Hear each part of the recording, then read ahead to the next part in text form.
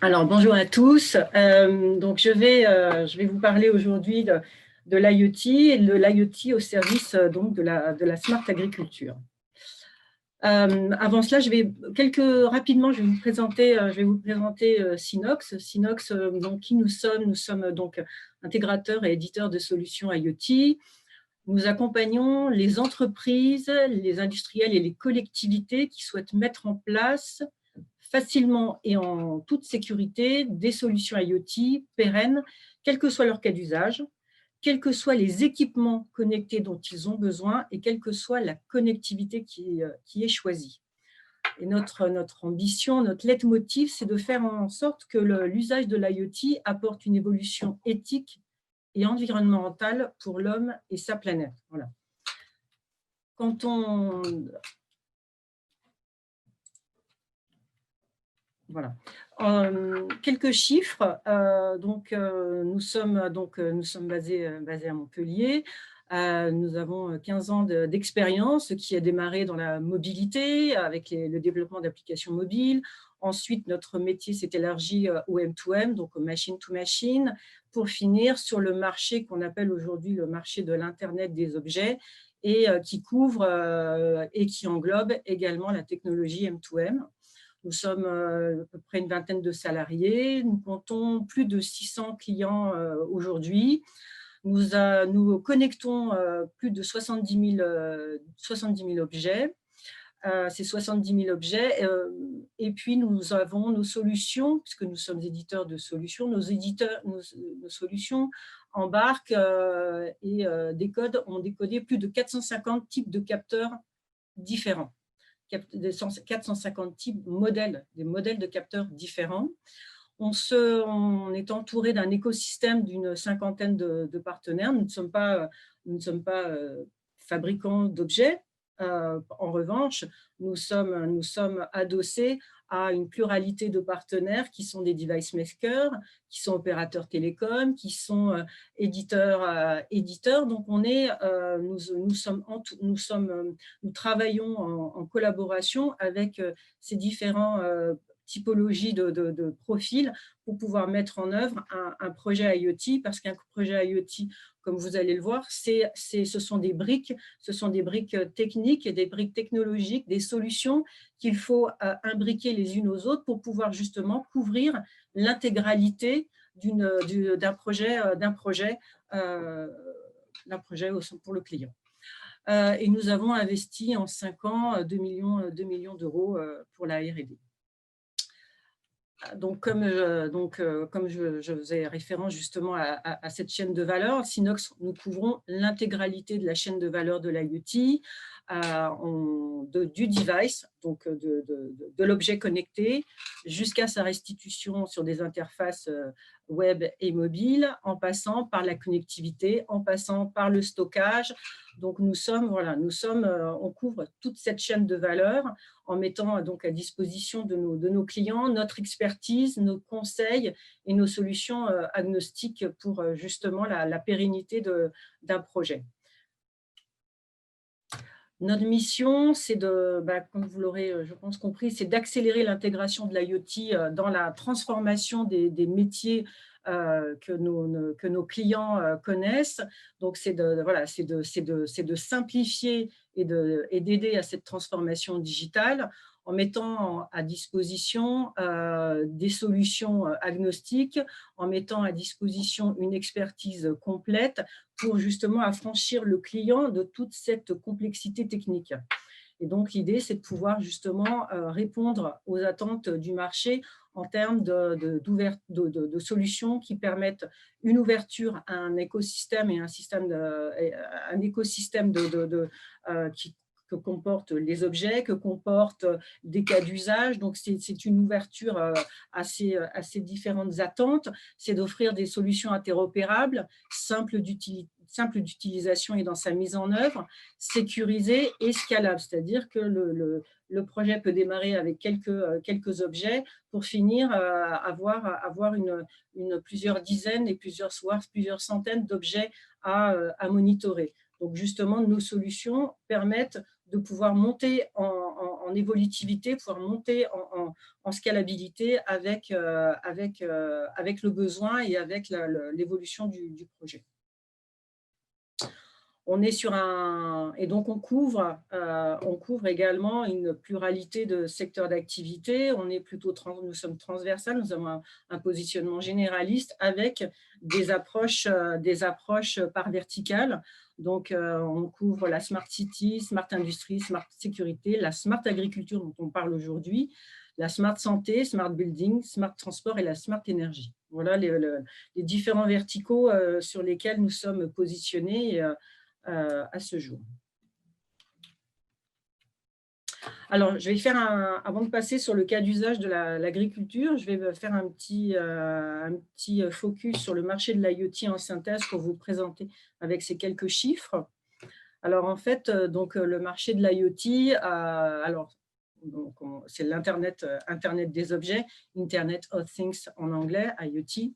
C'est un réseau d'objets qui est connecté via Internet pour pouvoir justement échanger des données sans aucune interaction humaine. Donc, ce sont des objets qui vont intégrer, qui sont des objets intelligents, qui vont intégrer des logiciels, qui intègrent des actionneurs, qui intègrent de la connectivité et qui permettent justement de remonter de la donnée et ensuite d'assurer cet échange de données au travers d'un système informatique. Donc, le Gartner évalue à l'aube de 2024 à avoir 25 milliards d'objets connectés qui seront utilisés dans le monde. Donc, on est sur un marché avec une forte appétence, avec une grosse volumétrie de données qui sont à analyser. Et donc, pour ça, il faut les solutions qui permettent d'analyser ces milliards de données. À l'aube, donc, quelques perspectives 2019-2023, donc selon le cabinet IDC, les dépenses mondiales en matériel, logiciel et solutions de connectivité dédiées à l'IoT passeraient de 726 milliards de dollars en 2019 à 1100 milliards de dollars en 2023. Donc, ça montre l'appétence qu'ont les industriels, les entreprises pour se tourner vers l'IoT. En sachant que l'IoT, l'enjeu premier, c'est une priorité qui est donnée à la valeur délivrée aux clients.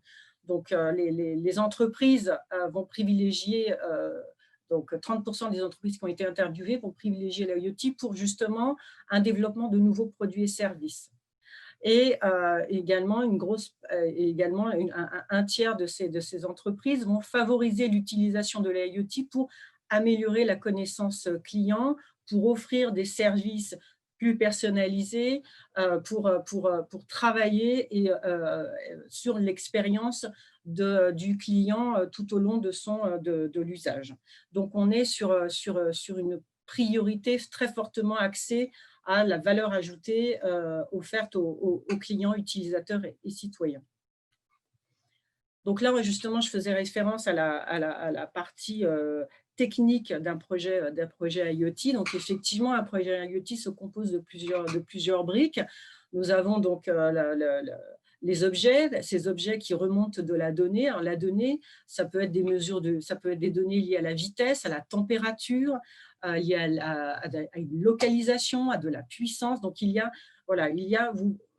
a autant d'objets qui existent, d'objets connectés qui permettent de remonter autant de données que vous le souhaitez en fonction du cas d'usage que vous souhaitez mettre en œuvre. Donc, on couvre. Donc, ces objets-là sont justement la vocation de pouvoir remonter ces données de mesure.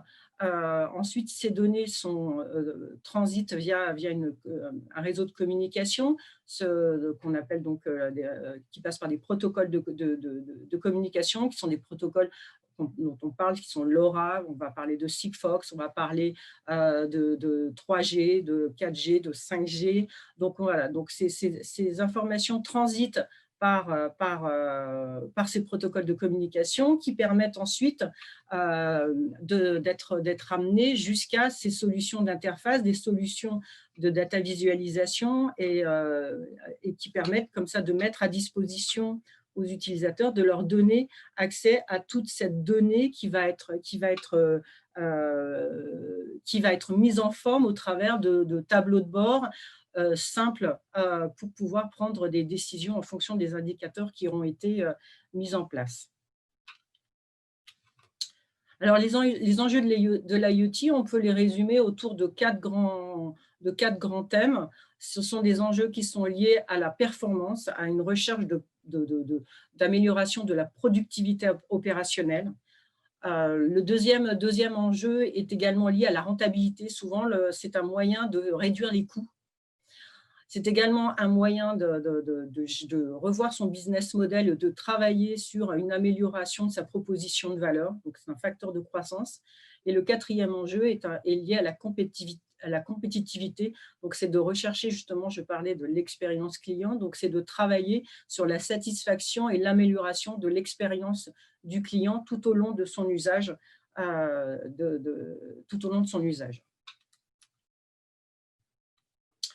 Alors en France, les principaux usages actuellement que l'on constate se portent autour de la détection et de la sécurité. Donc la détection de présence et la sécurité des biens et des personnes. Un deuxième, ça c'est le premier usage très fortement diffusé en France. Et il y a également le monitoring à distance, donc c'est de pouvoir piloter à distance un objet, de pouvoir actionner, on en parlerait tout à l'heure, mais par exemple, pour pouvoir actionner un électrovan, ça fait partie des usages répandus, de pouvoir donc déclencher une action. La maintenance d'équipement, donc on parle de maintenance prédictive, on parle de maintenance préventive. Et bien justement, c'est un moyen, l'IoT, grâce à ces capteurs, de pouvoir identifier des éventuels, d'anticiper pouvoir anticiper les pannes. Donc c'est un enjeu également de pouvoir travailler l'IoT au service de cette maintenance. Et puis, on parle également d'asset tracking. L'asset tracking, c'est le suivi d'actifs en temps réel avec une géolocalisation sur une carte. Donc, voilà les quatre principaux usages actuellement en France. Donc, maintenant, je vais me focaliser plus particulièrement sur la smart agriculture. L'idée étant, c'est de pouvoir justement, comment l'IoT permet de monitorer et d'optimiser sa consommation d'eau. Alors aujourd'hui, le constat, c'est que l'agriculture, il y a quatre grands enjeux. C'est qu'on est avec le changement climatique, on connaît des périodes de sécheresse qui sont plus fréquentes et plus longues. Donc c'est un vrai enjeu de pouvoir justement offrir une solution qui permet de gérer et de prendre en compte ce changement climatique. On tient compte également de cette diminution des stocks d'eau, du fait des sécheresses, du fait de ce changement climatique qui est une vraie gestion qui doit être de plus en plus pointue sur ces réserves d'eau. L'irrigation, les solutions techniques aujourd'hui sont encore très consommatrices d'eau et d'énergie. Donc, c'est également un point à prendre en compte. Et puis l'énergie, c'est effectivement aujourd'hui, on est sur le coût de l'énergie qui augmente. Donc, ça fait partie des enjeux que l'on doit considérer et que l'IoT, justement, va pouvoir offrir des solutions qui permettent de prendre en compte ces quatre contraintes aujourd'hui. Alors justement, on a développé une solution clé en main pour l'irrigation intelligente avec notre partenaire Orange. Donc on est sur ce constat d'une consommation d'eau. 70% de l'agriculture représente 70% de la consommation d'eau de la planète et 30 à 60% de pertes. Donc c'est un enjeu qui est majeur et cela est dû par un matériel qui est insuffisamment fiable et une gestion de la ressource en eau et en énergie qui reste à optimiser. Donc justement, la réponse a été de pouvoir mettre en place une solution qui permet d'améliorer cette chaîne d'approvisionnement en eau avec une analyse et une maîtrise de la solution qui permet justement de gérer au plus près cette ressource d'eau et d'offrir une meilleure productivité pour l'exploitant. Il Donc, reste on 5 a… minutes. Ah, très bien. Là, je vais aller accélérer. Donc, cette solution se compose, voilà, c'est en fait un starter kit qui inclut aussi bien les capteurs, la connectivité et l'accès à l'interface donc de visualisation pour pouvoir justement gérer et déclencher les actions. Alors, au sein de ce starter kit, il y a donc une station météo, justement, pour une station météo, un capteur de niveau pour réservoir d'eau, un électrovanne qui permet d'ouvrir et de fermer le circuit d'eau et le compteur d'eau pour justement suivre sa consommation en eau.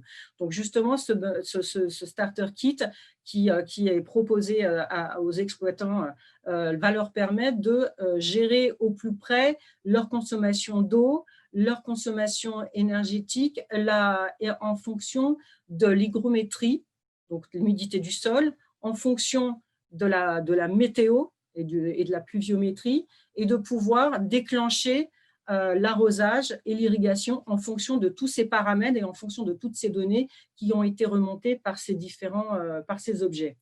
Donc là, je vous donne un exemple de tableau de bord qui permet justement de gérer et de monitorer sa consommation d'eau en fonction des différents paramètres, que ce soit l'humidité du sol, le niveau de remplissage du réservoir et